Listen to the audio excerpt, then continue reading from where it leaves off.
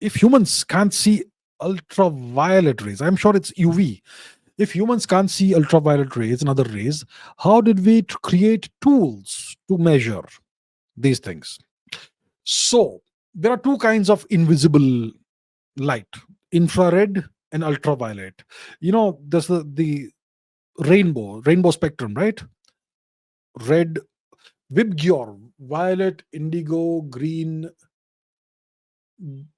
Vib, blue. Okay, the VIBGYOR, those colors. So if we go past the red end of the spectrum, you go into infrared territory.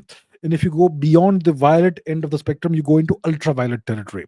These are also light rays, but they're invisible to our eyes. We cannot detect that. So how was this discovered is the question, right? How how did we create tools to measure or discover this? So infrared light was discovered in, I think, 1800 or thereabouts. So infrared was discovered in 1800, and ultraviolet was discovered the next year in 1801.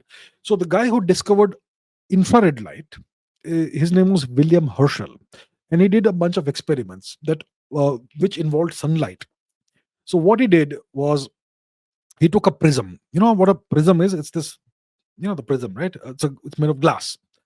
So he took a glass prism and he had a ray of sunlight fall upon it, which created a spectrum, which split the ray of light, the white light, into its component colors.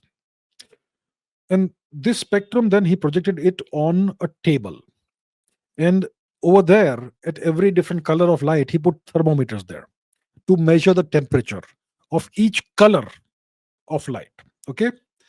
And he was able to isolate specific colors by having slits and all that.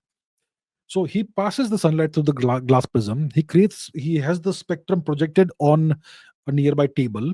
He has thermometers placed in each of these different parts of the spectrum: violet, green, red, etc. And he measures the temperature of each of these various colors of light. And he found that the temperature increases from the violet end of the spectrum towards the red of the end of the spectrum. So violet is cooler, and then as you go towards red, it gets warmer and warmer. That's what he discovered. And then he said, what if I put a thermometer beyond the red end of the spectrum? What happens there? But there is no visible light.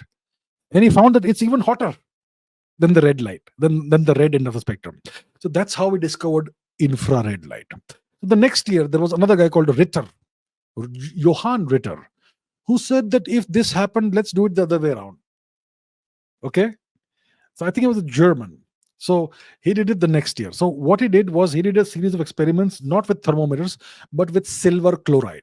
Silver chloride is a chemical that darkens when it's exposed to light, not to sunlight, but to any kind of light.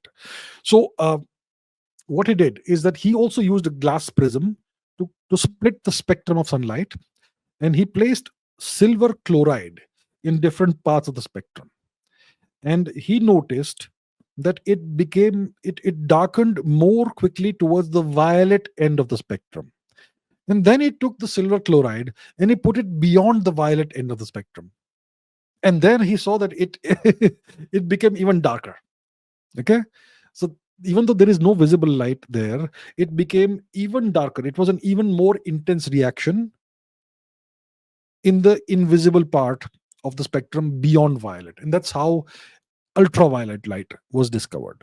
So that's how, in the very beginning of the 19th century, infrared as well as ultraviolet light was discovered through this scientific methodology.